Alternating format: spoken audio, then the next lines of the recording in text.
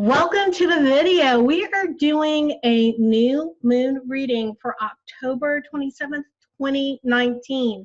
So this is the beginning phase of the new moon. I hope you'll enjoy this reading and it'll bring a lot to your business. This is not a personal reading. It is a reading for your business. But understand, I totally believe that you are your business. So with that understanding, let's get started.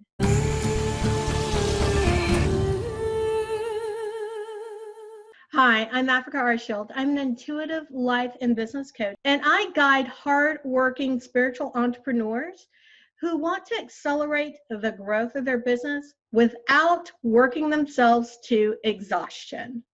So today we're going to get a little bit of energetic help. We're going to work with the cycles of the moon. So as I mentioned earlier, this is the new moon for October 27th, 2019. And we're going to start with an overall card. This is a card that's going to kind of give us the archetype that we should embody during the time of this new moon. Okay, we pulled for the archetype Don Juan. So Don Juan spotlights your positive, seductive attributes. That's the light attribute. The dark attribute or the shadow attribute, using the power of romantic attraction for private agendas. This is an amazing card and makes so much sense. Don Juan, we are entering into the season of Scorpio.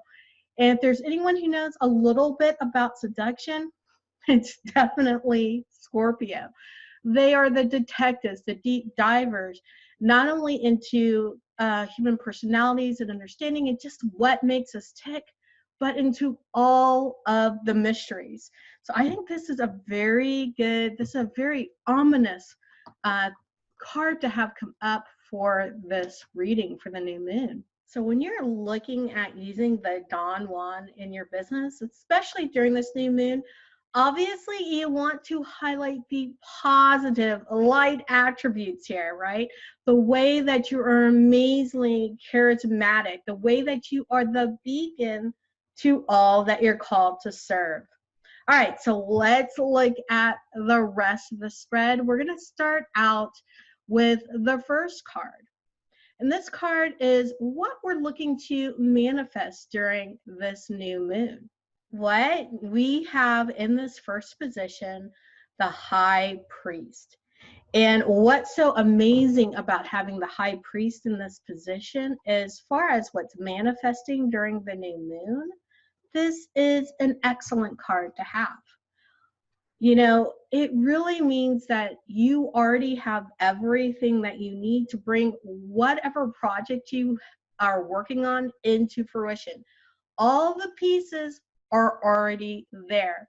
Now, also, and I'm bringing this up because a lot of times there are things that I'll talk about, and again, this is a general reading.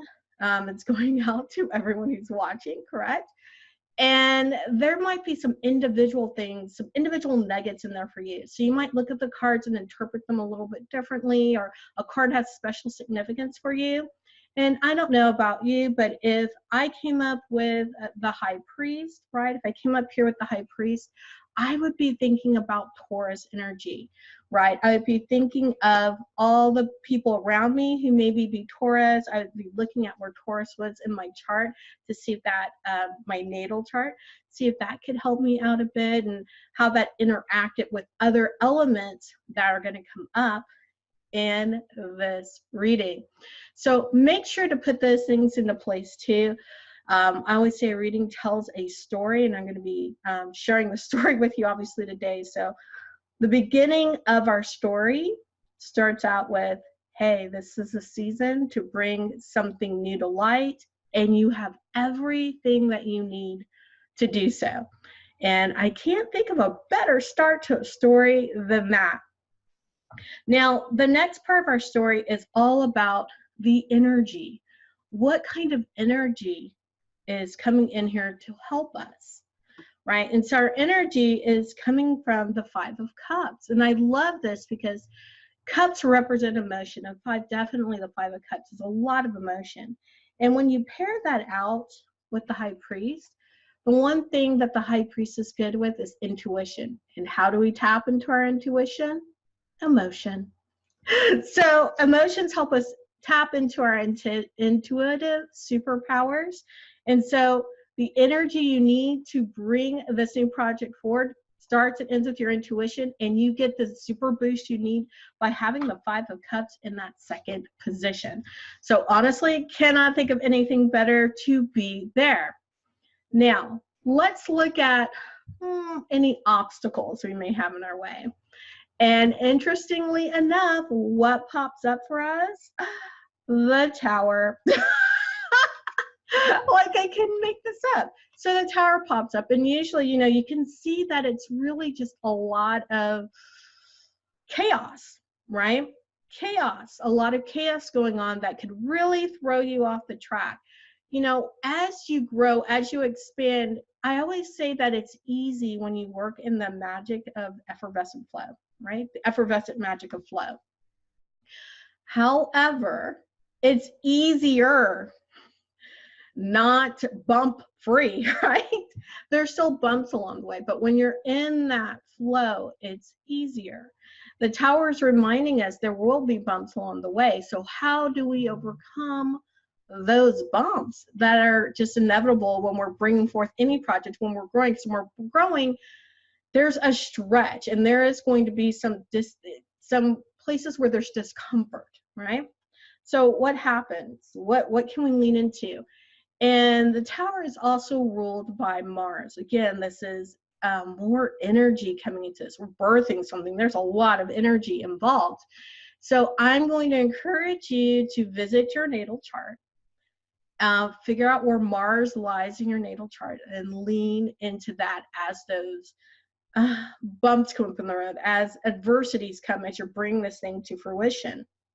Lean into the power that Mars. Usually there's this desire when there's any adversity to contract.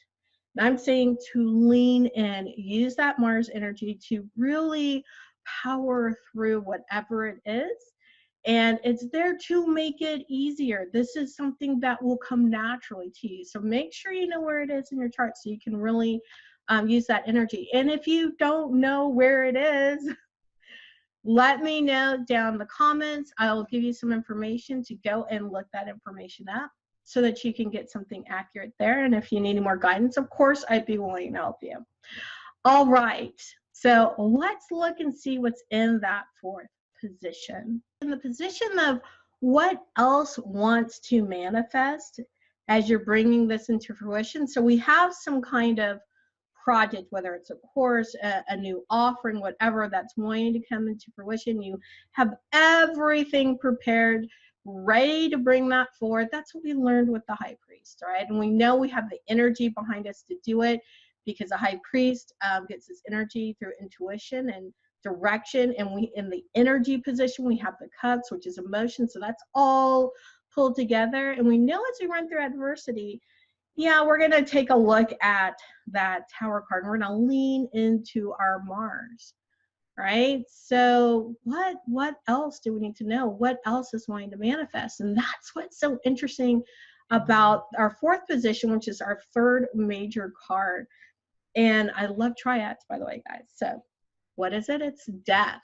Now, I know a lot of people freak out when they see death in a reading, and I don't. I immediately, well, you know, initially I was like everybody else, but after a while I got to see death for what it really was, which is really about rebirth.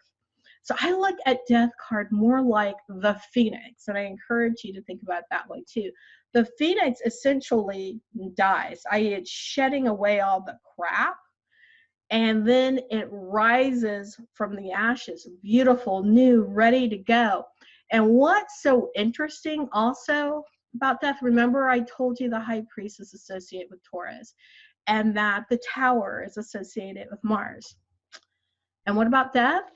Oh, what season are we in? Scorpio. So it's associated with the Scorpio season, or it's associated with Scorpio. We're in the Scorpio season. So it's all pulling together, and it's telling you right now, the project that you're working on, either that project or maybe something else that's going on in the background.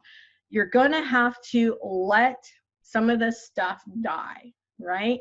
So that you can get out the purest and the most helpful form for you as you move forward. That's what that death card's really about. It's getting rid of the stuff that you don't need anymore and just bringing forward the things that you do so you can go on to your next evolution.